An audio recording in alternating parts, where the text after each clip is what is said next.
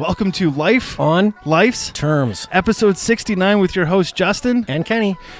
Today we are going to get into partners in business. What does a partnership mean? Who to start a business with or with not, how to complement a partner through your own actions, and what are your responsibilities as a partner. But before we get into those topics, we need to pay our bills, so let's do the first shout out. Shout out goes to Ono Poke, is a chef-driven fast casual restaurant serving Hawaiian signature dish. The menu features chef-curated poke bowls. Customers can select various bases for bowls, including fur cake rice, quinoa, or spring mix salad, along with vegetable seasoning and protein options such as torched miso salmon poke, the albacore tuna, and spicy Thai salmon poke. Or you can build your own bowl with whatever. Ono in Hawaiian means delicious, and that's absolutely what it is. You can find Ono Poke at 10142 104th Street in Edmonton, or Google them because they're all over. Our second sponsor is Modern Gravity is the best place to relax with their spacious float tanks. If you've not floated, you have to try this. February is a stressful month for everybody. For only $39.99, you can enjoy a float a month and let it all go. So please go to Modern Gravity's website at www.moderngravity.ca and get yourself into the float. Oh. Yeah, isn't it amazing? Yeah, when we finish doing the ads or when we go floating? Floating. I love floating. I still have a couple on tab there, so I'm going to go for a float here in the next couple days. Actually, I might go tomorrow. I know it's coming up in your weekend. I would book it for the Wednesday. Did I get back? Yeah, the Wednesday that you get back. Yeah. This way you can just let all that shit go. Anyways, so yeah, partners in business. And what does a partnership mean?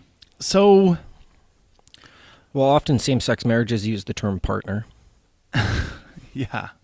I don't know if that's really a business or it's supposed to be like a business. I hope it's not.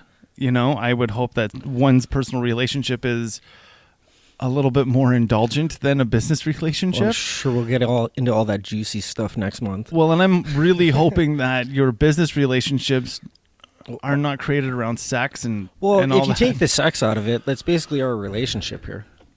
Not quite. We rely on each other. Not quite. There's there's a give and take, definitely. Yeah.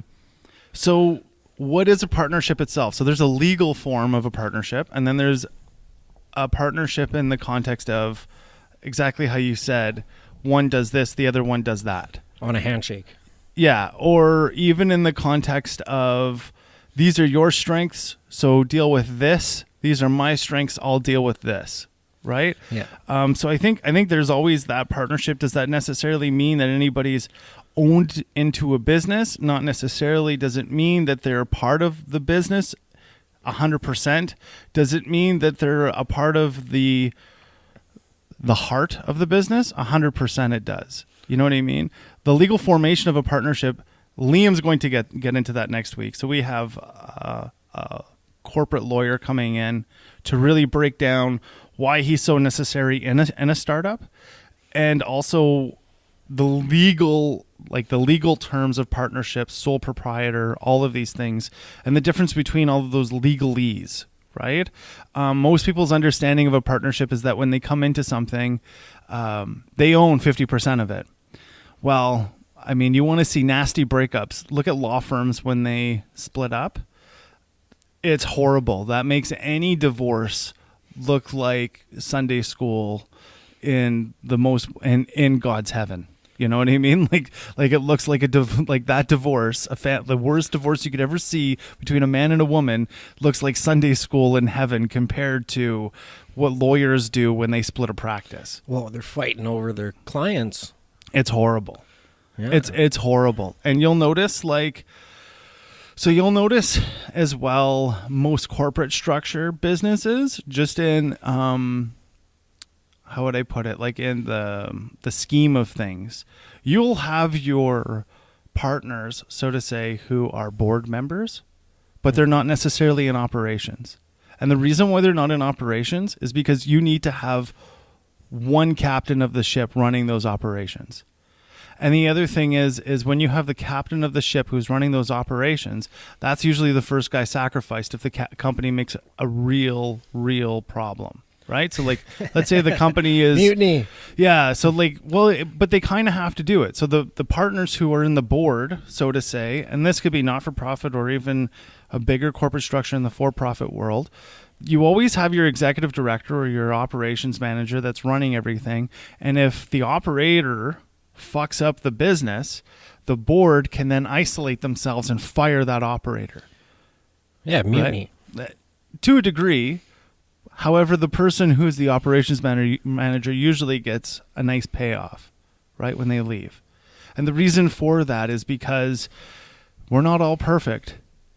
And if you have your board members who are basically the security for your investors, you can't fire them all of the time because then your investors will just run. Yeah. Right? So you have to have that safeguard in there. So you always... You have a Mr. Green, the guy that takes the fall. That's right. And you'll notice the same... Most corporate structures that are that way. Any business that takes on a high amount of litigation... So if you're isn't that why a company will have a PR guy though? Public relations is, I mean, sure, you can hire, most people don't have it in-house. They'll like hire outside public relations firms to do those things. But even then, a guy like, take financial advising. You put your money in the wrong place. Your partners who are up at the top that aren't really placing any bets in anywhere in the stock market, the reason why they're not doing that is that they can fire you. They fire you so they can keep all their investors. That's basically why they do that. There's no public relations saying, "Oh, sorry, I made a mistake.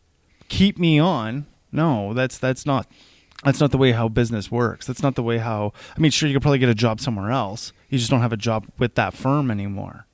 You know what I mean? That's typically how that works. Public relations is that guy fucked up, so we fired him. That's public relations. You know what I mean? They're not going to say that guy fucked up, so we kept him. I mean, sure, you're talking about too big to fail banks.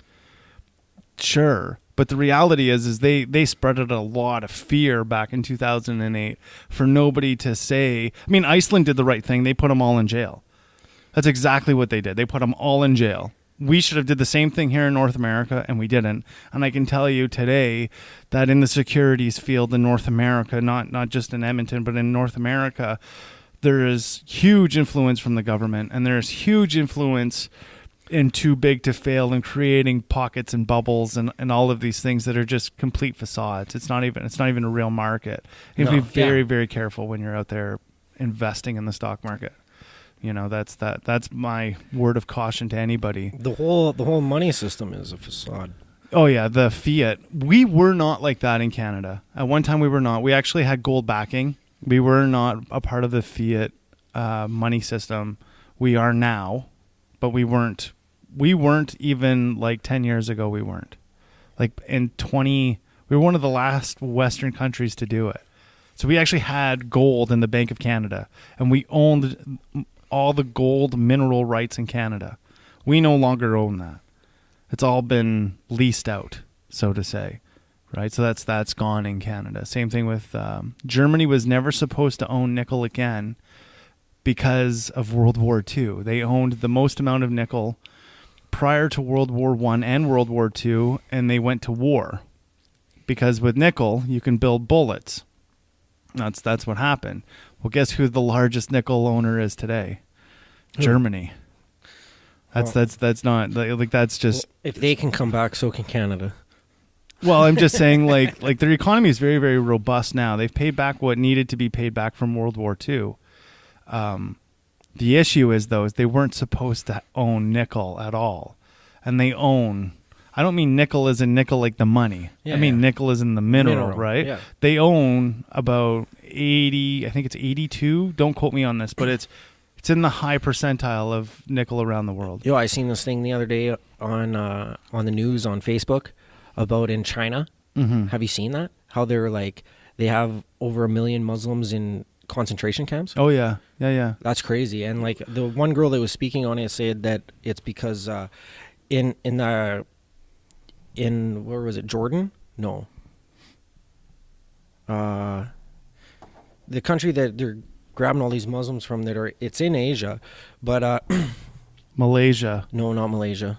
Malaysia has a high But Islamic population. But this land is like super, super mineral rich, and like China's just robbed theirs, right? So, Well, one of the issues that you're going to find in China is that that's not new.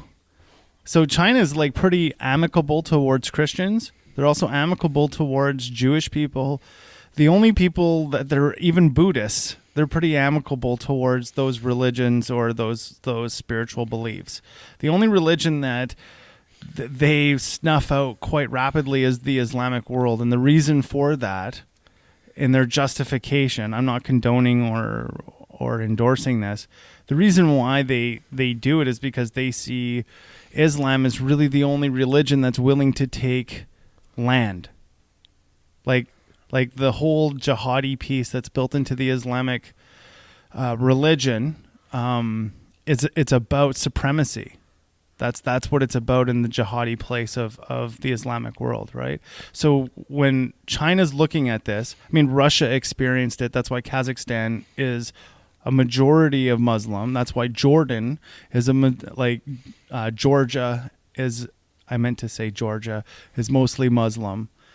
The Islamic world is in Russia, but for a long time, Russia snuffed them out too. And the reasoning for it was because of the supremacy that can be it's basically the supremacy that can be risen through the jihadi piece of Sharia as well as the Islamic understanding. It makes it, like, to rein it back to business, this is the reason why Saudi Arabia is as robust in business as it is because essentially you have one captain in the ship that rules for a long time. This is why countries like Saudi Arabia, Russia, and China, and any other communistic country that claims they're not communistic, but they really are, they can do fairly well in business. And the reason why is because our leaders change every 4 to 8 years. And because our leaders change every 4 to 8 years, the government definitely puts our business ships in the way that they're going to put them. And because of that, they can manipulate that. And when they're manipulating that, I mean, they're looking at Trump and they're like, he's only in for another 2 or 3 years. So because they're looking at him only as another 2 or 3 years, they're like, well, it doesn't matter. We'll get it back in like 8 years from now or 9 years or 10 years from now. It doesn't matter what he's going to do. Like that, they don't really care, right? Have you seen this deal where Justin Trudeau basically allowed our Canadian citizens to get murdered in China? He abandoned them. Effectively, he abandoned them. He just left them, and now they're going up for death sentences. Wow. Like he said some bullshit that he probably should have never said publicly, and now China's like, well, fuck it, we're going to kill him. And that's it. Like China's when China rolls out for all intents and purposes, this doesn't happen all of the time, but when China rolls out a death sentence, they're usually dead in 72 hours. They don't keep you longer than 3 days. Boom. Yeah. Problem solved. Well, because it costs money. Like how many? Do you know how many people they feed every day? Yeah, look at death row. Like they don't have death row. Death row is 3 days. You know, say goodbye. So again, back to what does partnership mean? You and I wrote an agreement, and that's, in my opinion, that's a clear-cut way right away. If you're going to get out of all of the confusion, all of that bullshit, you write down the agreement. And when you write down that agreement, it is what it is. You go through piece by piece by piece of what does it mean and why is it there. And then there's an understanding of what that is. And then once that agreement is there, that's what you stick to as what your relationship is. It's a prenuptial to a marriage is what it is. It's a prenup. Yeah, I told you we were in a relationship. Yeah, that's the most basic term to put it. It's a prenup to what your relationship is going to look like, right? What are some like nightmare stories you have about past partners? I had somebody rebrand me without my knowledge. Right? I had that was pretty shitty. Yeah. And I've had a board member go rogue on me and start pitching a program that they had no understanding of to government officials. And then I had another board member who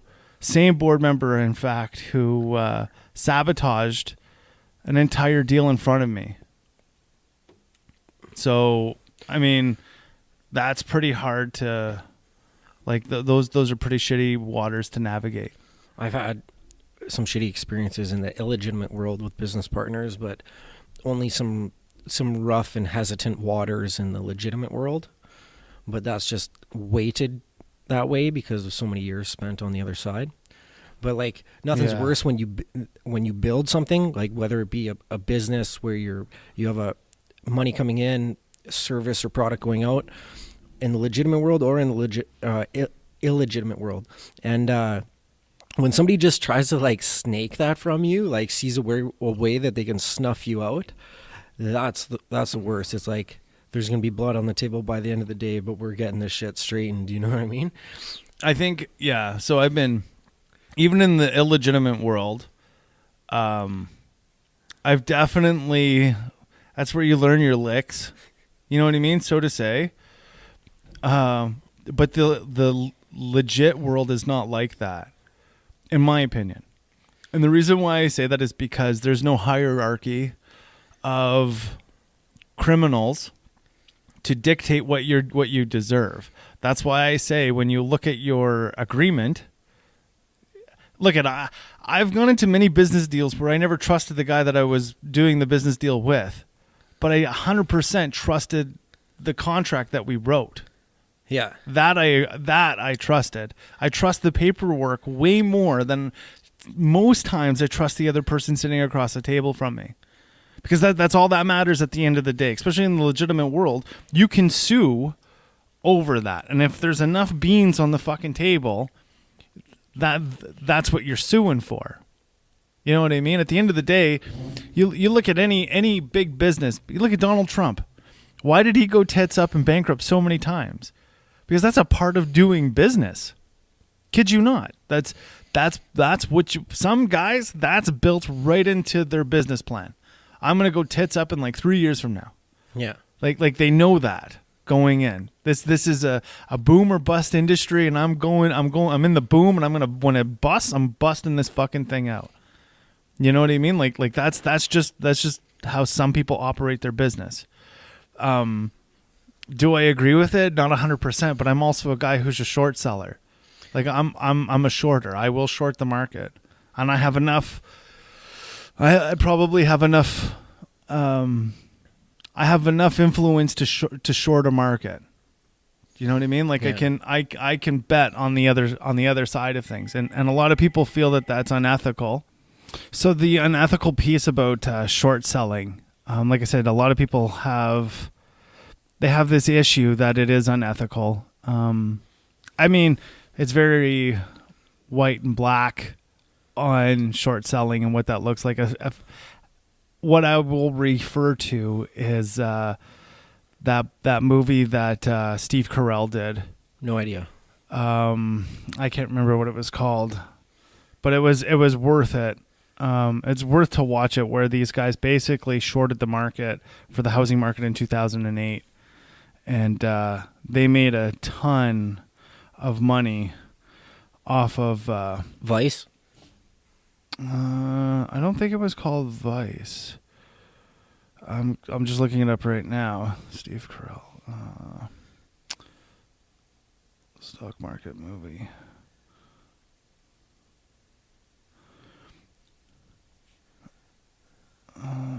The Big Short. Oh. It was a good enough movie to check out. It was a good enough movie to check out because it really does go into what short selling is and betting on the other side of the market, and it's kind of in a comedic way that they did it. Again, I think that this also leads into who to start with or not.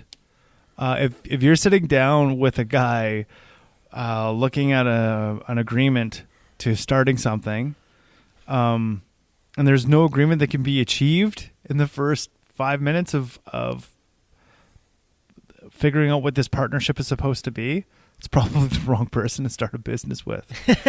You know what I mean? Like it's not going to go well. You're both nickel and diming each other. Or even not even if it's that, if it's you're bickering about responsibilities, Yeah. that's going to be an issue, because two bulls pissing in the same pen means that none of the cows are getting fucked. You know what I mean? Like, those two bulls are just going to fight it out, and there ain't going to be a heifer, you know, or they'll all stay heifers. You know what I mean? Like, Yeah. like that's the issue when you have people trying to do the same thing that the other person's doing, and they're being competitive in that one area of the business.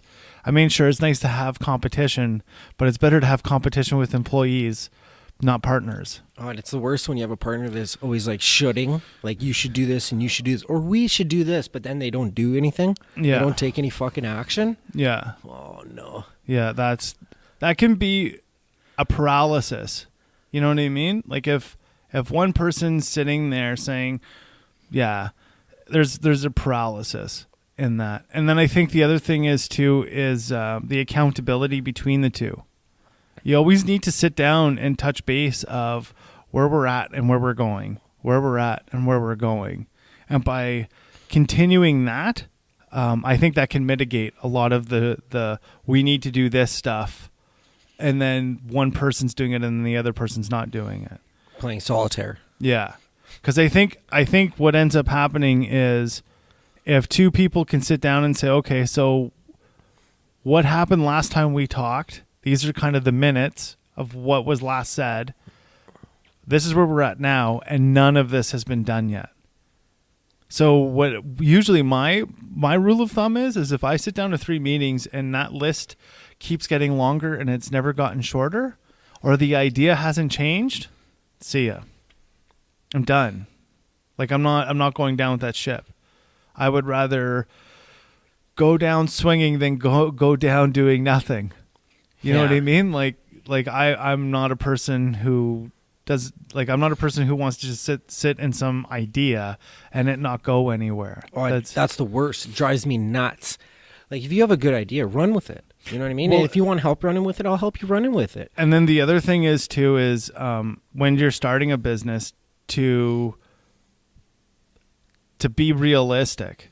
Like, Amos and I spoke about that yesterday, where we were like, as long as, like, sure, all of your friends are going to endorse you, but I have heard really shitty ideas from people for business ideas, like really shitty ideas, and sometimes you have to take on the responsibility of, look at, man, that's a fucking stupid idea, and I'm going to tell you why. If you can show me where the market is, that's great. Show me where the market is. I'll endorse it 100%. Maybe there's something I haven't seen. But if you can't show me where the market is, if you can't show me where the earnables are, then there's really no point in continuing. If there's no market, there's no point in continuing. You can create a market, though. Creating a market can happen, but that's like, so like, for a good example of creating a market. So the internet was a created market. Yeah. That's a 1 in a million shot, and it didn't even come from a person. That came from the American military.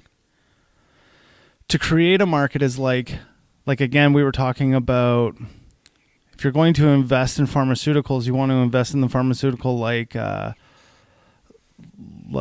life-saving medicine such as insulin, right? Yeah. Because that's a needed thing. Yeah. So if you're looking for something that's a created market, it's, like I said, that's a 1 in a million shot. Well, the government is really good at creating markets. Well, 100% they are, but again, when you see that a government is creating a market, that's a bubble. That's not real. That's fake. 100% that's fake. When you see something being bubbled, right? That's not a real market. That's a niche for now. It's not forever. And when it's something along those lines, you have to recognize that you can get in and make a buck, and that's a boom or bust business. That's not going to be a business that's sustainable, because that's not what the government's in business for, right? Like they're there to make money for right now, providing services. And you have to recognize that. What is the government's job is to provide you services, and your tax-paying dollar pays for them. It's not the other way around where you're privileged to these services. No, they have to provide them to you. That's how a capitalistic market works in a democracy, right? If you're talking about socialism, well, yeah, you have services that are provided to you, and you're going to work all day long and get the same services no matter what, right? Like everybody from the top to the bottom is supposed to. Essentially, if socialism was great, everybody at the bottom would live like the 1% in their country. But that's never going to happen. There's a reason why there's a 1%. What are some character traits that you look for in a business partner? Well, we talked about sitting at the boardroom table, right? If you're sitting at the boardroom table and you have a big fucking pussy sitting next to you, I don't want that. That stays at my house. You know what I mean? Like that's what a house cat does. I want a lion sitting next to me. I don't want something that I have to put in a crate and bring it to a fucking meeting. I want something that's going to show up and lay blood on the table if it's needed. And is at least savvy enough. I think the biggest thing that I see a lot of people not do is their homework and their research. They sit down at a table, they make a pitch, but they go in half-cocked. And I agree with Dan Pena in the context of you can have fucking case studies all day long till the year is fucking long and still not do a goddamn thing. If it was up to an engineer, a car would never be on the fucking road. Because engineers don't know how to pull a trigger. They just don't. They don't know how to say enough is enough. I need to go. Okay? I need to go pitch. But then there are other people, entrepreneurs are slaves at this. They're a slave to this. They have an idea. They've only read the stuff that they want to hear. They don't look at the shit that they don't want to hear, and then they go out and they pitch. They don't know the negative side of what and I've seen this where a guy's pitching for an ad or for pitching for an ad or pitching for a car dealership or pitching for an investment in a stock. And they're sitting there saying, this is the best stock in the world, blah, blah, blah, blah, blah. And then all of a sudden we're Googling it as the person's telling us. And we're like, oh, this is all the negative shit. Did you hear about this? Oh, no, I didn't know about that. Right? And you can tell in their face right away. They're like, oh, yeah. Because they love the product so much, and that's great. It's great to have passion, but you also have to know the other side of it. And to be in a position where you have somebody who's not really into doing their due diligence, it makes it difficult to trust them to go into a place where you can be independent and both walk into the same building. I've had to sit down with people and been like, let's look through all this bullshit in fucking Google, and we're going to do 5 pages of Google searches to see what this company's really all about or what this guy is all about or whatever, right? And that's not fun. That's not fun because I would rather do my research. They do their research the way that they're going to do their research, but you have to do research both sides, positive and negative. And then when you both sit down to do your pre-meeting hoorah thing, you both have to throw both that on the table so that it feels like when you're going into a gunfight, you got one guy looking behind you and another guy looking in front of you. You're carrying 2 guns with the same type of ammo. That's right. And it doesn't necessarily have to be the same ammo. It's one guy's looking out for your back and you're looking out for the front. You know what I mean? Like that's where that camaraderie comes from. It's not going to come from, one person just like, well, this is what I got. This is what I did. You know what I mean? And I think that's the other thing too is the shot. Like when you're going to go make that shot, you always, for the most part, unless you're pretty good at doing like pitching, you should always run by either the person that you're like, either your partner or somebody that you're confident with that's kind of a business mentor to you before you go and do a pitch. And the reason for it is they're going to see holes in your game when you're pitching. You know what I mean? They're not doing it to break your knees. They're doing it so that your product is tight. And I think another one too is like you don't want to have a 50-50 partnership all the time. Like at least it might be 50-50 on paper, but when it comes down to it, one of the partners is a little bit of a lead hand, in a sense, has more experience in it or something, or like the strengths are weighted differently, like a husband and wife deal. You don't have the same skills, but there has to be like a big dick, because when it comes down to it, if you got a 50-50 and there's no board of directors to lay this shit on for a vote, you guys got to make decisions. Well, this is why I say one has to take the lead as in operations. Yeah. And when one person makes those determinations in operations, that's just the lay of the land, right? And then also in a partnership, when you're looking at who to start with and who not to start with, you have to accept what's the track record. Yes, absolutely. Right? Don't go into partnerships with gangsters. Or go into partnerships with people who are just talking bullshit and have never ran a business. Don't do that. Because if you're two people feeling around in the dark looking for a fucking flashlight, you're in big trouble. You're in big trouble. As much as you may have a mentor, that's fine. Have a mentor, but they're not there on the day-to-day figuring out what the fuck to do with your business. Right? That's not what they're there. Those are called business consultants, and they're going to charge you for their time. Yeah. Right? Yeah. So don't get into business with somebody who's never and if they haven't done it yet, then you need to give them the responsibilities of what that is. So if they're green in business, and if you're a senior person or a more senior person in business, you know a little bit more than them, the green person needs to take into tow. You know what I mean? They're at the heel. Extra responsibilities. I wouldn't say more so extra. They need more gloves. You know what I mean? The more senior person needs to coddle them a little bit more, so that they're not misrepresenting something. Yeah. Because if they're misrepresenting something when they're selling, that can be a huge issue, right? And then being somebody who's more of the senior, it's not about mitigating that. It's about saying, look, that was a misrepresentation. This is the kicker. I've had to do this in business and it fucking sucks. So I misrepresented a client of mine, my boss at that time, if you can call him my boss. He basically said to me, he goes, look, you got to call that company back and tell them how you misrepresented that.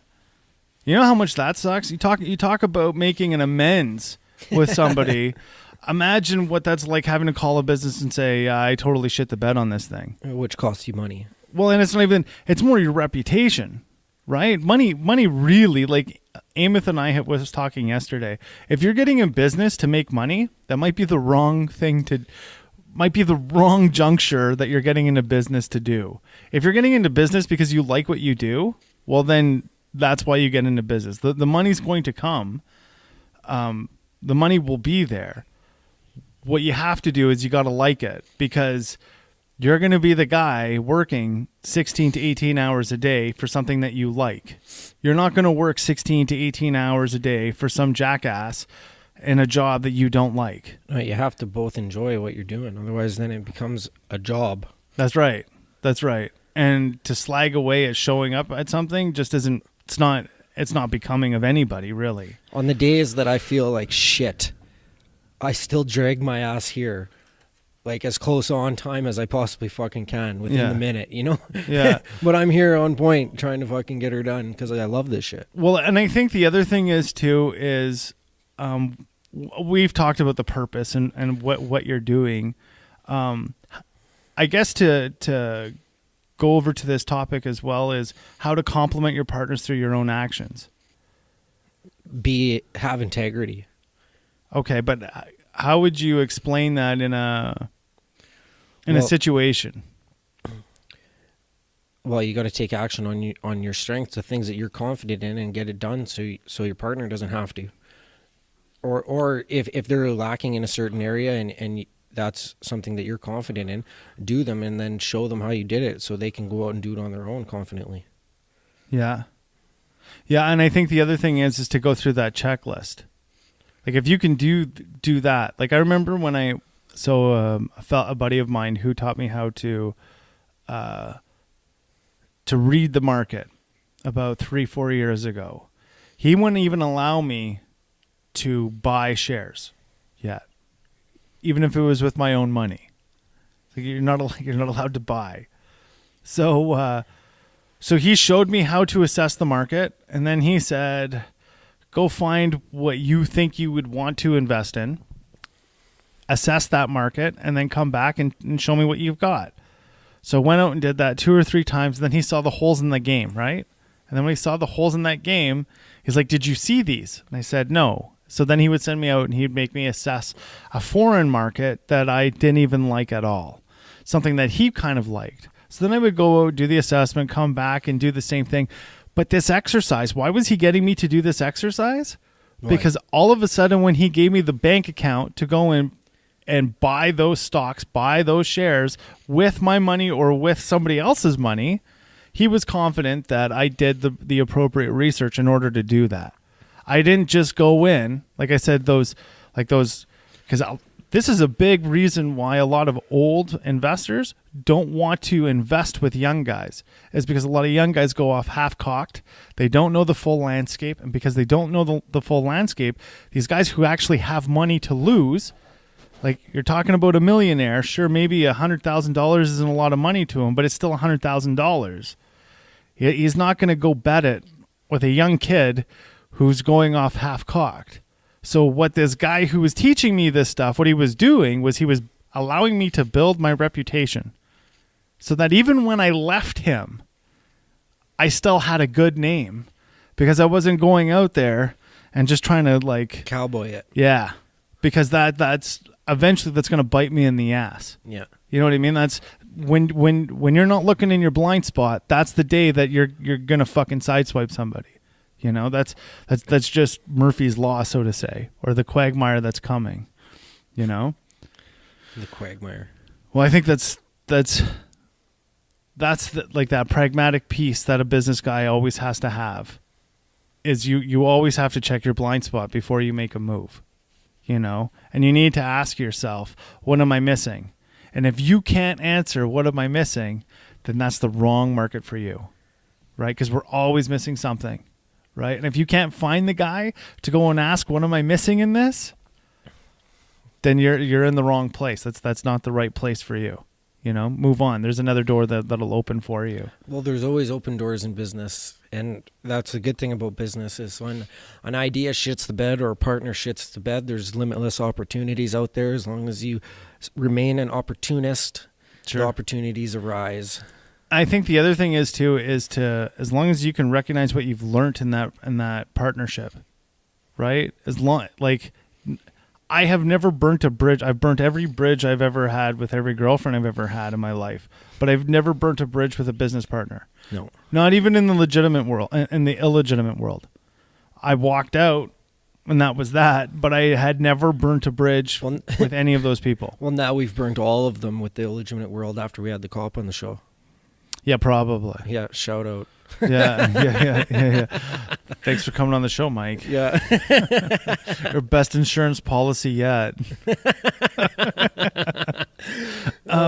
Okay, side topic other than business. I watched the dirtiest fucking raunchiest fucking cartoon the other day.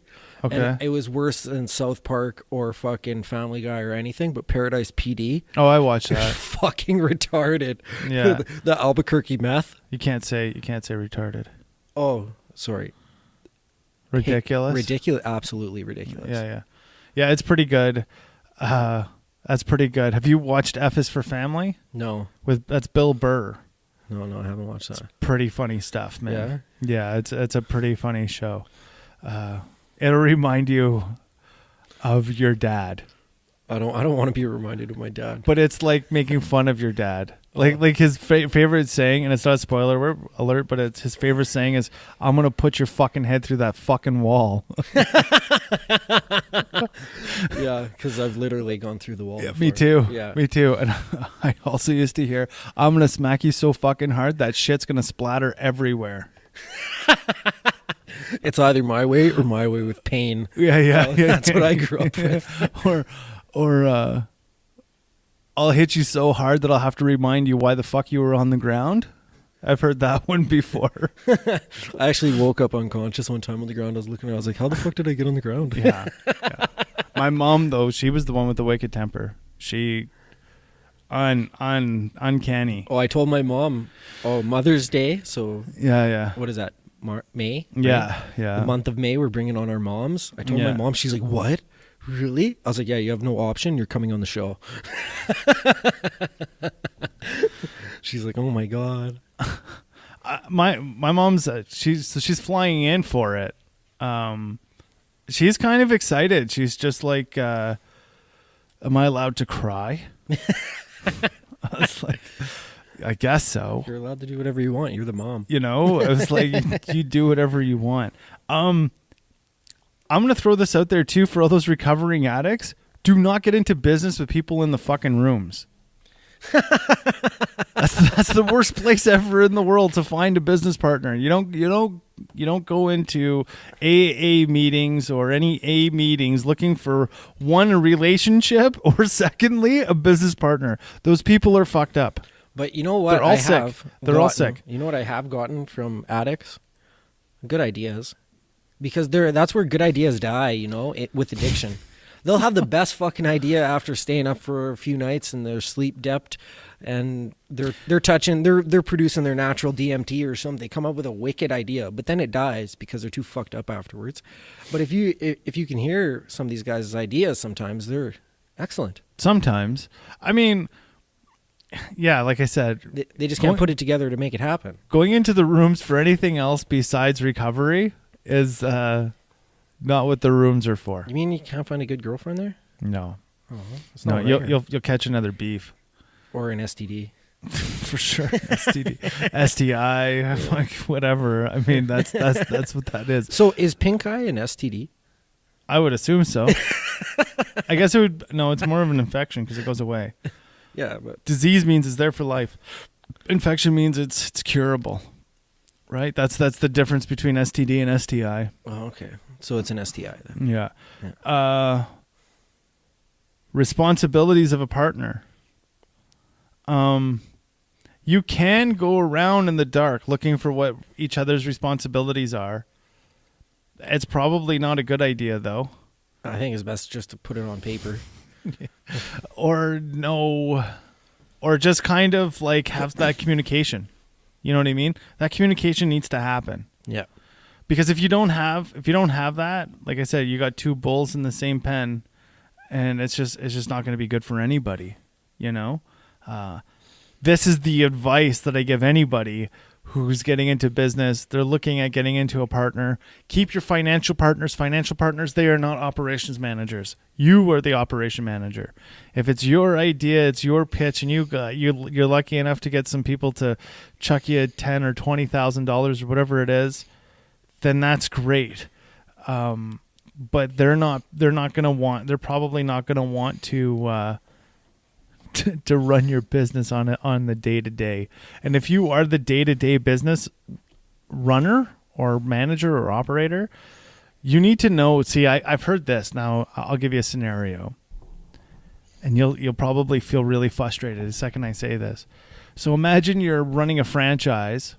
Put yourself in that seat, and you can't spend any money without the 5 financial investors passing a motion saying that you can spend money. And you have to buy food, you have to pay the rent, you have to pay the EPCOR bill in your restaurants, you have marketing to pay for, you have your social media person to pay for, you have all these people to pay for, and they're not sure your food and your EPCOR, your overhead is your, like, no matter what, that's what's going to be taken out of the account regardless. But when it comes to your social media person, your marketing person, the deals and all that stuff, you have to ask them to give you the cash to go and do that. That'd be a nightmare. It's fucking horrible. It's horrible. And not everybody, if there's one thing that you'll always know, the more people that you have in business that are in your business, it's like herding cats trying to get them into the same fucking room. That's what it's like. None of them want to be there, or they want to be there, but on their own terms. So then you try to be, diplomatic or whatever, and then you try to like get a Zoom room or a Skype or whatever you got going on, and it still doesn't work because there's an issue when you don't have that personal touch. When people aren't sitting in a room together, they just don't feel that, and then you lose all that stuff. You know what I mean? Like you lose the message when you're doing things over the internet, I think. Yeah, there's a lot that comes with face-to-face and your energy. Like, you know, I pick up on your energy when we're sitting down with the mics in front of us. And, you know, we will eventually do like an over-the-phone episode with somebody, but we haven't yet. Yeah. And I'm kind of like fearing it because it's like, shit, we don't have that person's energy to feed off of if they're not there, right? Yeah, and that's kind of... I think that's kind of the same thing in business. So what I would suggest, if anybody's in that predicament and you're an operations manager, and I call it to be paralyzed and wiping your own ass. If you're paralyzed and wiping your ass, it's shitty. I think one of the things you have to do is you have to go to your financial investors and say, look, give me the budget of what you guys want to spend per year on this item, and this item. And when we're 50% of having spent that money, I'm going to give you the deliverables on that money that was spent, right? Then you have that accountability that's going on with those investors. And you don't have to ask them to wipe your ass every time you take a shit. For $5 fucking dollars. Instead, you get a budget of like $2,000 or $3,000, and that's what it is, right? That's what they can even afford to write off if you fuck it all up, right? So as your financial investors or your operations manager, that agreement has to come to fruition. If it doesn't, then you're in real big trouble, man. Like the business itself is going to be in really big trouble. Yeah. You know, that's my biggest. I've been in that position where I can't do anything without emotion. It's tough. You just want to blow your fucking brains out. Because you're waiting on things, and sometimes you miss a deal, on opportunities before you that you can't really do because, you know what I mean? Because you have to ask permission.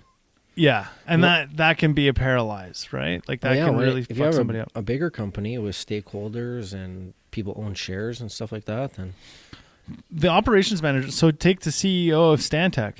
CEO of Stantec can pretty much do whatever the hell he wants. Look at Elon Musk.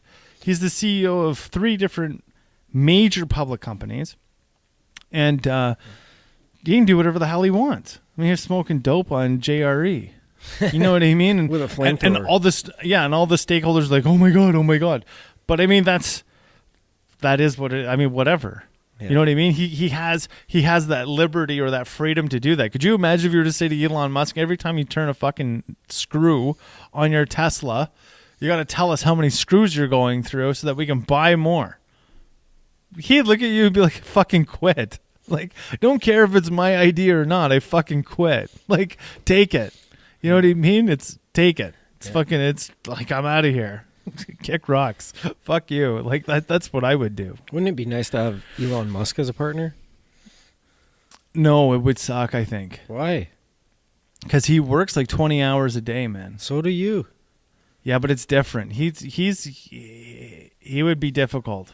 He'd be difficult to work with, and he's an engineer, so you have to remember, like, he's gonna be hesitant on pulling any triggers. That's right. Yeah. And you like coming from the engineering world to this, or just to business itself. I had to realize that. Hey, sometimes the engineer still comes out of you. But I guess one of the things that I had to recognize is just by nature, I'm going to do as much as that's needed, and I probably will do more in due diligence than the rest. Yeah. And to hold the bare minimum is still probably better than the rest. I was saying this to a friend a little while ago. One thing that I learned really, really young is that I always have to be the hardest worker in the room. That's one of my affirmations I see daily. And if you're not, then you just haven't went and you just didn't go and get it. And that came from being diagnosed with dyslexia at a very, very young age. You know, I knew that I had to, if I was going to learn how to read, I had to work harder than anybody else. I knew that if I was going to excel in academics, I had to put put more effort into it than anybody else. And to dare to compare myself to anybody else was just going to hurt me at the end of the day. The only competitor I had was me. I think mine, because I have the same complex as that as well. I don't know if it is a complex, but sometimes I guess it is. But mine came from being short, you know, and like playing hockey. I always had to fucking bust ass harder than anybody else on my team because I was a little guy.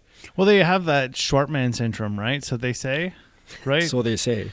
I mean, some people say that it's a syndrome, or some people say that it's an issue. I mean, I think it's one of these things where the quicker you accept yourself for who you are, that doesn't have to be a problem. No, but you still got to work hard to fucking compete. Like that's just, it gave me that mentality. I had to work that much harder because my legs were that much shorter to get from one side of the ice to the other, right? Yeah. It's the same thing with every other aspect in life, relationships, fucking business, and it doesn't have to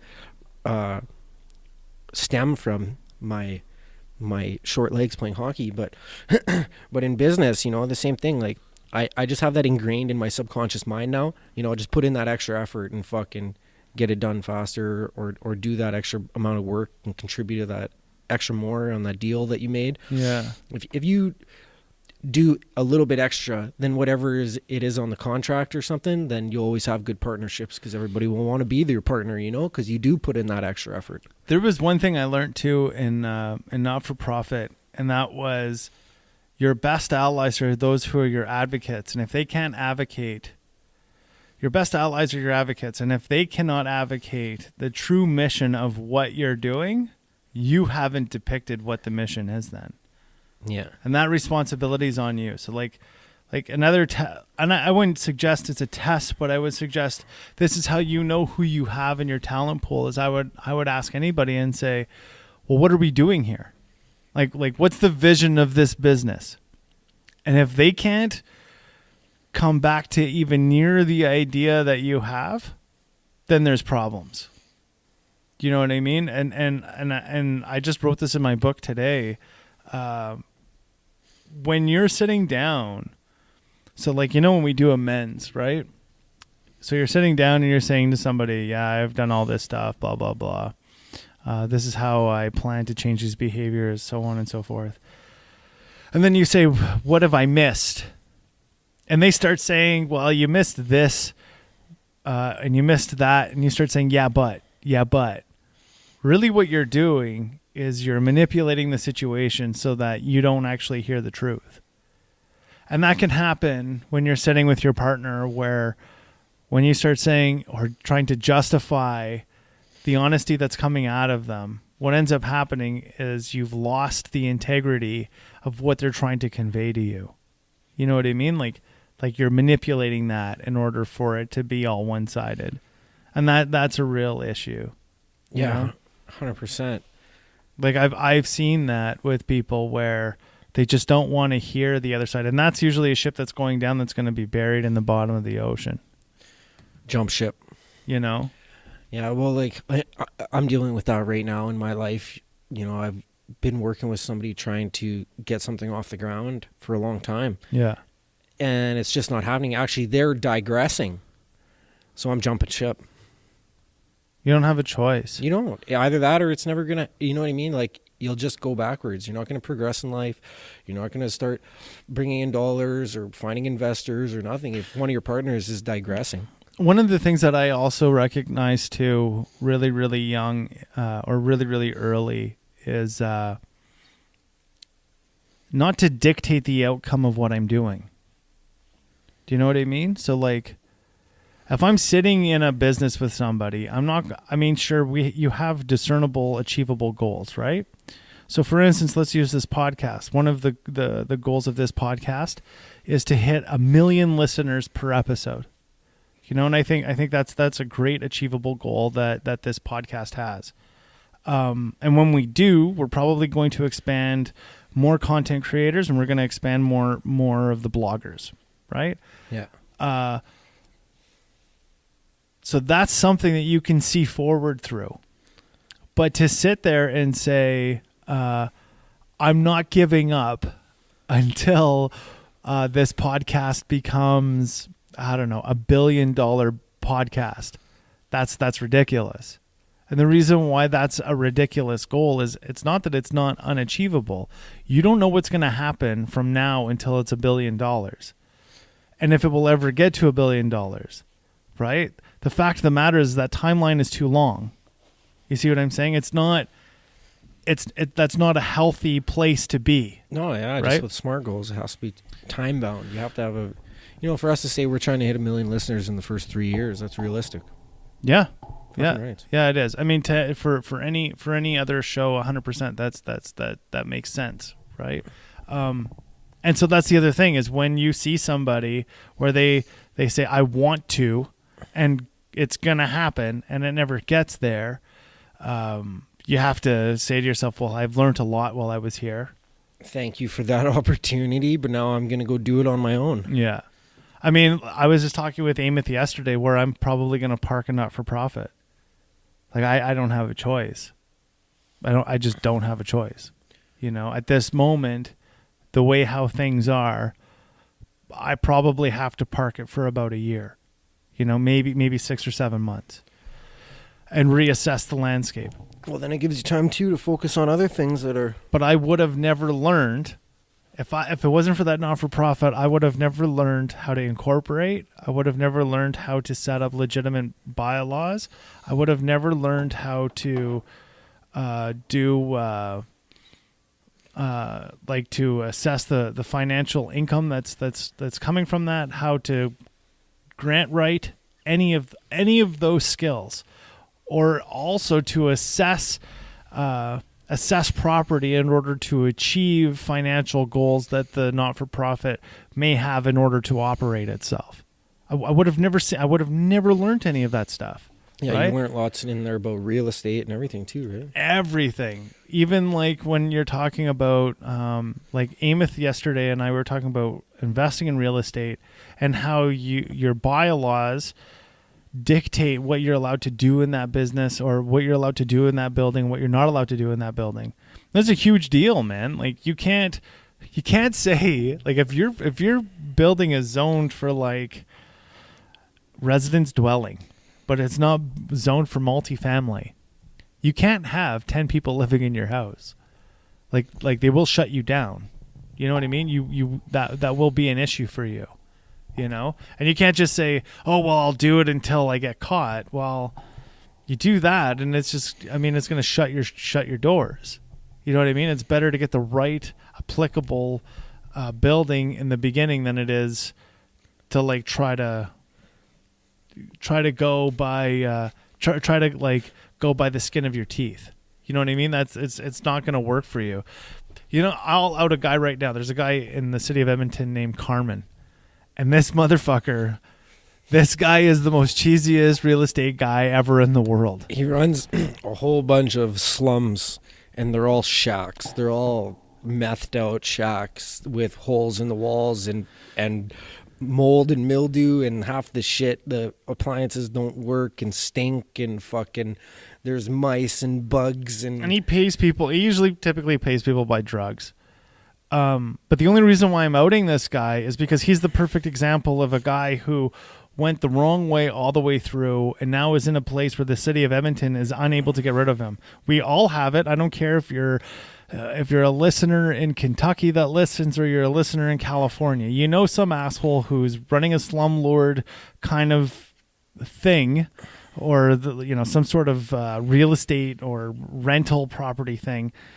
And the only way, in my opinion, to get rid of these guys is to help anybody not have to rent off of them, so that eventually they have no income coming in on their properties.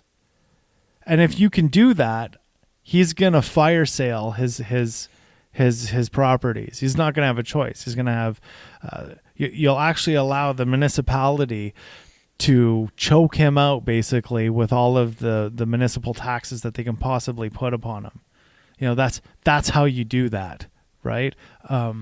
But as business owners, or the people that are around in that neighborhood, that's basically what you have to do. You have to come together, and that's the way how you shut those doors. That you basically make it so that they can't make any revenue, because as soon as you see somebody standing at their apartment building saying, no, I got an apartment over here that's probably better. You know, and you have to be a better deal than he is. As long as you can do that, you'll force him out. You don't have a choice. You know, like he won't have a choice but to say finally, yeah, well, I guess I got to sell this one. I guess I got to sell that one. You know what I mean? And eventually, if he keeps on bringing the wrong elements into those properties, the cops are going to shut him down. You know what I mean? That's the recourse. So he owns over 100 properties in Edmonton. Yeah, I know. Yeah, it's crazy how much he owns. Yeah, and he'll get shut down. In my opinion, he'll get nailed or just get shot. I don't know if that would happen. Well, he's not a very hard target. He drives down 95th Street every day. I know, but I'm using him as an example. Like he's the epitome of. Yeah, I'm not condoning or suggesting that anybody shoot him, but if somebody did want to, I mean, he's the epitome of that guy who you do not want to get in business with. He would not be a good partner. Have you ever seen the movie The Super?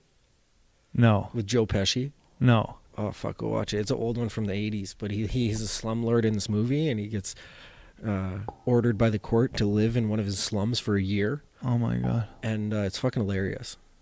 I think they did that to Carmen. Kind of. This guy that we're talking about, they kind of did that to him.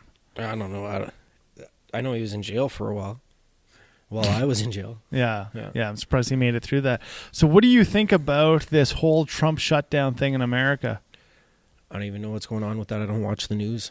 So he wants a border wall, and he shut down his own government. So there's government employees down in America that have to work, but they're not getting paid.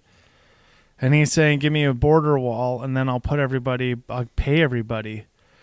But the Democrats in America are saying, fuck you. There's no need for a border wall. I mean, we're kind of dealing with that here in Canada. We have a place where people can come in pretty readily at the moment. And I would suggest that Justin Trudeau's that's gonna be one of the forcing moves of him getting kicked out of office. I mean, what does that say when in Canada, for history, most parties have a 2-term tenure? So you usually get 8 years of ruling, and then they're overturned. It's looking like Justin Trudeau's going to get one term. Well, it's a shame that he doesn't get 1 or 2 years and then get fucking ousted. What do you mean? Like it should be shorter? Yeah. Than the 4 years that he's done? Can't the country just like petition him out? No, because he has a majority. I think the other thing that we're starting to see, even in the business world, is that his base is running away. Like we're starting to see that even liberals are like, this guy is not. He's not running this country in any shape or form that's beneficial for Canada. You know, have you heard anything about the UN Immigration Pact? I thought we weren't supposed to talk about immigration. You're not supposed to. But have you heard anything about that? I'm not talking about it. It's an indictable offense. We're going to get charged with hate speech. Could. I'm not doing it. That's fine. So apparently, don't do it. Apparently, they're not going to be implementing it as in law of Canada. Oh, so we can talk about immigration. We're full. Just kidding. Kind of like we can, but we can't.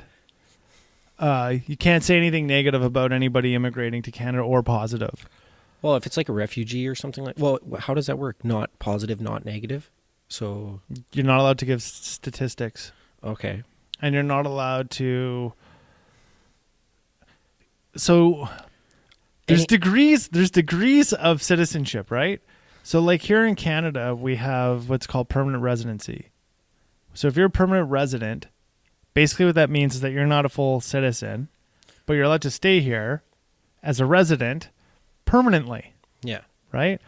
But you're not supposed to be allowed to vote in our election because you hold citizenship, full citizenship in another country. Yeah. Trudeau's changing that. So they can vote. That's right. Well, yeah, and then isn't that why he's bringing over 2 million-ish? Well, and now the thing is he doesn't want us saying anything in regards to How many? And also we're not allowed to talk about what, like, so there's no more permanent residence. As soon as you're on Canadian soil, you're a Canadian now. That's how he wants it. Liberals are trying to get in for life. So as soon as you're here, you're just a Canadian, right? Like there's no discernment, there's no process. Like, permanent resident is the same as a full citizen. So that would mean if somebody was vacationing here for like 7 months because they're shacking up with some chick here or some guy here in Canada, they could vote in our election. And they could be from New Zealand. That to me is pretty... Well, I don't know if they do their due diligence on, studying Canadian law and politics and finding out who's running for what and this and that. And then they go out there and volunteer at a nonprofit because they're a good-hearted Canadian, and they over-apologize and over-thank everybody they meet. Sure. So then what happens if you get an immigration population of 500,000-600,000, throw them in a ship, they come here, they're now Canadian, they can vote right away, and they decide that Sharia is now Canada. We want Islamic law here. We outvote you. What would you do? I don't know. Like in a real way, what would that mean? And I would suggest for anybody to look at business in Iran in the 60s and look at business in Iran today. You did have Iran in the 60s was a very, very metropolitan country in the Middle East. And when Sharia came in, that was it. It was done. Like, it was done. Women were not allowed outside. They weren't allowed to the universities. They weren't allowed to be doctors. It really, really killed their economy. Same thing when you look at a country like Turkey, man. Really messed them up. Malaysia. That's Turkey. That's because the country I was trying to speak of earlier, that China's taking all the Muslims out of Turkey. They're Turkish Muslims. Yeah. Yeah, there's e-commerce behind that, though. There's a commerce behind that. There's a business reason why China's doing it. They own most of Turkey anyways. Yeah. Already. And they own most of Africa. China owns most of Africa. If you look at who owns most of the natural resources here in Canada, it's China. Really? Yeah. So you were talking earlier about a situation that you're currently in. Yeah. What's going bad about it? Well, like, for the past 18 months, actually I'd say even longer than that, almost 2 years, there's been like verbal agreement about projecting this one idea that already has some case studies that it's effective, and we were going to turn this idea into a business. And then there's different avenues that we were going to take it. And over the span of this 2 years, like, I've gone above and beyond to do my due diligence and keep my end of the bargain. I've put in tons and tons and tons of hours with logos and business cards and building a good portfolio of stakeholders and people who are interested in working with, and that, other people, professionals and organizations that are willing to contribute to make this thing pop off on the ground level, but also like people that are interested in taking it globally and doing online stuff with it. And it's a great idea. It's a good concept. There's lots of value to be given with this business idea and with this product, right? And the person who I agreed to go into partnership with is digressing. Digressing in what way? Like, there's always been issues where they wouldn't pull the trigger, and it was almost like they were scared to do a deal or to reach out and network or to like share this idea with anybody else in fear of it being stolen.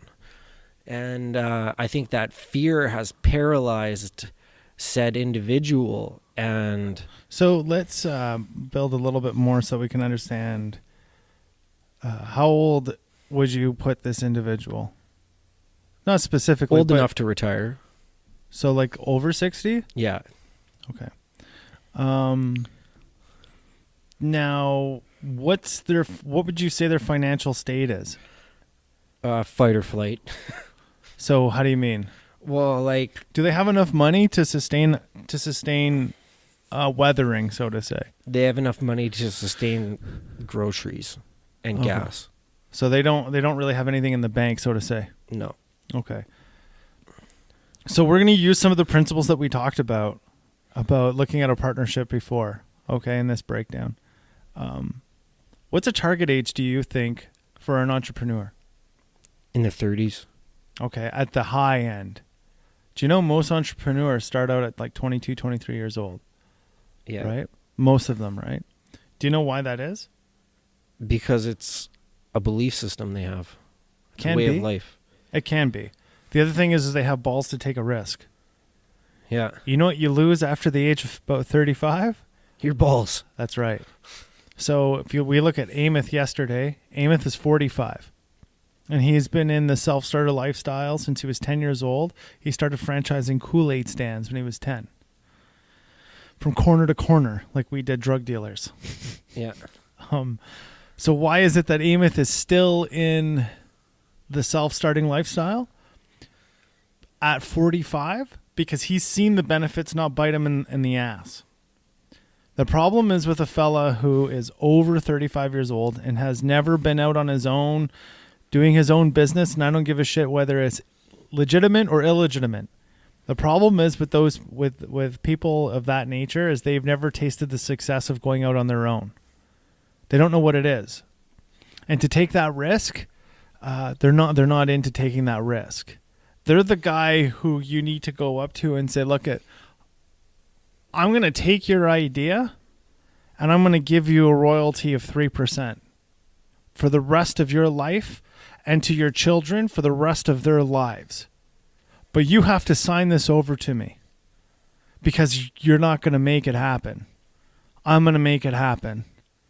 And if they decide not to do that, then you need to go your own way. But in that moment, that's where you need to, in my opinion, when we were talking about who to start with and who not to start with, there's a limit, and that limit is 35. If that person has never been in a business after before 35 and saw any amount of success before the age of 35, it's done. It's done. And I don't give a shit if it's pimping, drug dealing, car selling. I don't give a shit what it is. If they don't know what it is to get up in the morning and do their own thing and find their success in that moment and create dime one off of buying something wholesale and selling it or whatever the hell it is that they've done, lemonade stand, shit, I don't give a shit what it is. That's not the person that you need to be in business with. People who have ideas and are in this situation that you have, this is what I strongly encourage you to do. Walk up to them and say, look, I'll give you 5% for the rest of your life, but you need to give me the full proprietorship of this. But you'll get 5% of everything that I do, across the board. I'm not asking for a financial investment. I'm not asking for anything than your blessing to say, yeah, go and run this thing. Go get it out there. Go get it to the masses. And if you do that, if you give me that, the thing that you're buying is the 5%. You're buying 5% for the rest of your life, and it's a royalty that your kids will have, so on and so forth. All I'm asking you is to allow me to go and run with it. And it's on me to come up. And you even tell me after 3 years what the minimum dollar is that you want every month out of me. And if that's the way how this has to go, then that's the way this has to go. But that's honestly, for a guy that age, in my opinion, live and learn, it's this. If there's any lesson to be learned with this fellow, is his age does not dictate that he's a good partner for you. Right off the bat. Like I personally myself, I would only go into business with somebody over 35 if they've been in business and made money from their business. I would never do anything with a brand new self-starter at 48 years old. What the fuck? Like, Yeah. I just wouldn't. Yeah, that's a good lesson, man, because I'm living it right now, and It sucks. it sucks. Yeah, it does. It sucks. Because now it's like, like business aside, the individual is still my friend, has my respect and everything like that. Mm-hmm. But like, that's not something I'm going to fucking put my livelihood on, It's not something I'm going to put my fucking child support, my kids' lives on. Yeah. My kids need good lives, and that's what it comes down to. And it's one of these things too, I think, it's also this. Amos said this to me yesterday. He's like, how much soul did you sell into your idea? Like that. He didn't say those specific words, but that's what he was saying. Like we don't water an idea with water. We water an idea with who are you marketing it to? How are you getting it out there? How are you disseminating it? How are you protecting it? How are you doing these things? And if you're not doing any of that, are you just taking a good idea and killing it? That would be my next question. So with this guy, I would just say to him, look it, man, we've been doing this for over 18 months, 2 years, whatever it is. And I would say, I either got to piss or I got to get off the pot.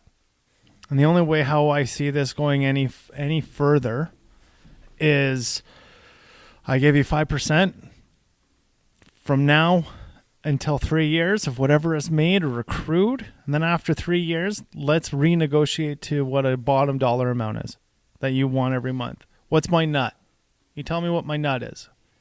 And then I know what I gotta cover every month in order for this agreement to happen. Because sitting in the place that you're sitting in is not advantageous for you. If it's stagnant will rust your joints. Mm-hmm. You know what I mean? Mm-hmm. That's what happens. Mm-hmm. And at least if you give this guy the deal, now let me ask you this. If you were to give this guy the deal, what's your fear? I don't have any fears. What would be a negative outcome? That it makes my integrity look bad to some people. I don't agree with that. I mean, I agree. I can understand why you would feel that your integrity may look from other people. Yeah, but that's a matter of perception anyways. I don't give a fuck what anybody thinks of me. Like, once you get there, man, the world is your fucking oyster. Yeah. Honestly, Dan Pena said that shit all the time. I don't give a fuck what anybody thinks about me. I don't give a fuck. Because the way how I see bringing that deal to this guy is this. This is the deal, and I need to know if I need to stick it out or if I need to fucking go. That's it. I'm the guy looking for an answer right now. And if you're not giving me an answer, if this is not going to continue, I need to leave. Right? I've put too much sweat equity into this thing that's not going anywhere. And the only thing that I've gotten out of it is I've learned some shit.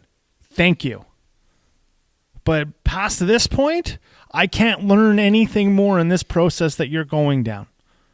So I need to go. So this is the deal. 5%, and then we renegotiate a nut that I have to cover in 3 years, or I say fucking peace. I don't even think there's that option, man. Well, then you... I'm just riding it. I'm not gonna ride it out. I'm riding over. I'm just pulling the pin. How do you mean? I'm just gonna do it on my own. I don't even need these schmuckos. Yeah. Fuck it.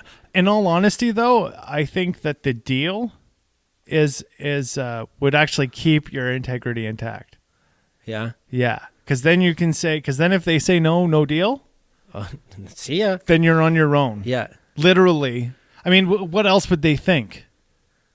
Right? What else would they think? You said, this is the deal. This is it. Are you guys going to let me do what I got to do? This is what I'm willing to work out. But you have to let me, you have to give me my new mandate, basically is what I would say. These are the responsibilities I'm willing to take on. Are you going to allow me to do it? And if they say no, and they say no to the 5% and the renegotiation in 3 years of the new bill that you have to come up with, fuck them, I'm out. Then all day long you can do your own thing, do what you got to do, make your own thing happen, right? Start building that talent pool for you to go out on the next thing, because all they did was they just put a notch on your resume. Yeah. Right. And that's an amicable way of leaving. Right. Like if I were to go up to Stantec and say, look at man, we've been using my survey system for the last 18 months. I'd like the proprietorship of that so that I can go make money out on my own, and I'll pay you guys 15% to all of these other survey firms that I sell this survey system to till kingdom come. Just let me go out and do it. And they said no. See you later. Like I'm going to open up Justin survey system store tomorrow. Yeah. And I'm gone. Yeah. Fuck you, Stantec. Yeah. I own it. You know what I mean? Like I would fight that battle then. You know what I mean? That's where the fight would go. If it was ever to be a fight.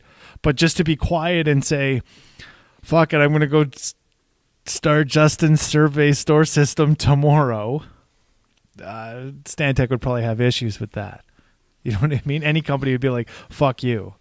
You know, then it becomes a pissing contest. But you come forward with them and be like, look at, this is the idea that I have. And it's not really ultimatum. That's not what you're doing. You're just saying, look at, this is where I think that this could go, this should go. And if they have real good reasons of saying, look at, Kenny, you'll make more money if you hang out here. Well, then listen to that. But if they're like, we're not going to engage this at all, and we're going to kill this thing, and it's just going to be incorporated into whatever, and your sweat equity is what it like doesn't feel that it was valued, then you need to leave. Yeah, because that's where I'm sitting right now. That's where I'm sitting. My sweat equity has not been valued. And if that's the case, then yeah, that's how I would look at that. I'd just be like, look at 5%, and then we renegotiate in 3 years. And I think that this is fair. Make sure that you draft it with a lawyer, right? Like that's the whole point. And make sure that you have your incorporation papers already done. So if you do have to go out on your own tomorrow, you know, you can go and do that. Yeah. You know, I think that's the best way. Make sure that all of your, again, this is about not going off half cocked. Yeah. Yeah. You know what I mean? This is what it is. So you sit down with your lawyer and you say, look at, this is the deal I want to give them. And then if this deal doesn't happen tomorrow, we're going to go and incorporate this company. And when I leave, I'll give my 2 weeks notice. And when I'm sitting there in my 2 weeks notice, I'm going to have to tell every one of my clients that I'm not going to be there in 2 weeks. You cannot endorse your next company. All you can do is say, this service might be provided somewhere else. You'll have to Google it. And then once they Google it, they'll see that you may be the competitor. And then that's how you do that. But you can't steal somebody's Rolodex. Ethically, that is just not ethical. It's not something that you should do. I wouldn't say the that. The Rolodex fucking sucks anyways. I'm just saying, right? Yeah. How do you think, what do you think about that that road? I like it. It rings true in me. It feels okay. It feels like what I must do anyways, because otherwise I'm just going to be fucking swimming in a swamp. Not going anywhere. Yeah. No, I'm heading to the ocean. Yeah. You know what I mean? Yeah. Yeah. I think that's the kicker too, is coming from the old mentality we go into sabotaging behavior as opposed to coming to an amicable piss or get off the pot ideology. Yeah. You know what I mean? Like, remember what a hostile takeover was on somebody else's phone? Yeah. Put 3 guys in a fucking trunk. Yeah, exactly. Right. Yeah. Like that was a hostile takeover. And then leave them in the trunk while you drive around and see all their customers. Exactly. Oh yeah, phone's ringing. Yeah, awesome. Yeah, that's great. Don't worry, you hear them? Yeah, they're in the back. Yeah. Don't worry. That shouldn't happen today. You know what I mean? The other day, somebody said, like, I was talking to them about kind of like this situation. They're like, "You're planning a hostile takeover." I was like, "It's not hostile. It's professional." You see how though? So you can take it over that way. But the problem with that is your integrity would not be intact leaving it that way. If you were to go and sit there and be like, I'm taking all of their clients and I'm going to start pumping another phone and all that stuff, what would end up happening is other people from other entities would look at it and they just be like, look at, man, that was a pretty shitty move. You know what I mean? It's too close to the old behaviors. Yeah. What is not is the confrontation. Yeah, we make a proper offer. Yeah. Where it's a win-win for both parties. And if they say no, then they say no. And then you know where you stand and you can go off and do what you got to do. Yeah, but the only thing I'm looking at now is I got to get myself situated properly before I, you know what I mean? Like get all my legalities in order, all my ducks in a row so I don't go off half-cocked and then walk into that ready to go, ready to shoot. I'll propose this to you. Let's put a time limit on it. So the last show for startups is the 30th of this month, right? The last Friday of the month, which is like what, next week? And we have the lawyer coming in next week. Let's you and I will sit down and we'll draft it. We'll get everything set up. We'll make the line being like the plan of how this has to go. Yeah. Right? And then you set off the trigger on all of these things. And then next Friday, when we sit down on the last You and I show, because the last You and I shows now, what we're going to do is 50% of it is going to be the recap of the last topic. And then the other half hour of the show is going to be about the upcoming show, the upcoming topic of the next month. Okay. And then we'll just recap what you personally did. And then we'll have Liam sit here. We won't ask any questions of Liam of like how you went about this because you have another lawyer that's a freebie kind of right at the moment. And we'll give her a shout out once we get through all of this stuff. But this would be a good learning curve for you because then you'll learn how to put together a legal offer for an entity. Okay. Right? I'm kind of scared. I'm kind of scared to commit to this right now, but I commit. I mean, we're not going to throw you under the bus financially. That's not going to happen. No, I'm not going to throw myself under the bus financially either. Yeah. I'll just do what I got to do. I mean, I think one of the things that we'll do is it'll be nice to see how this situation rounds its way through, right? It'll be a nice little saga. Fuck. Okay, let's wrap it up, man. I gotta go. All right.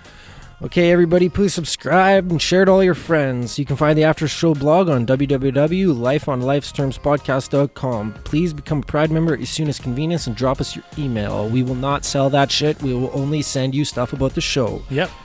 If you would like to become a financial contributor, we do have a Patreon page. It is www.patreon.com. That's patreon.com/lifeonlifesterms with capital L's. Okay, Life on Life's Terms with capital L's.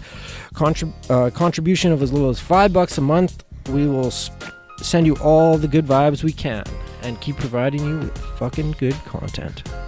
So have a wonderful week, guys, and we'll see you next week. LIVIN, man. Peace.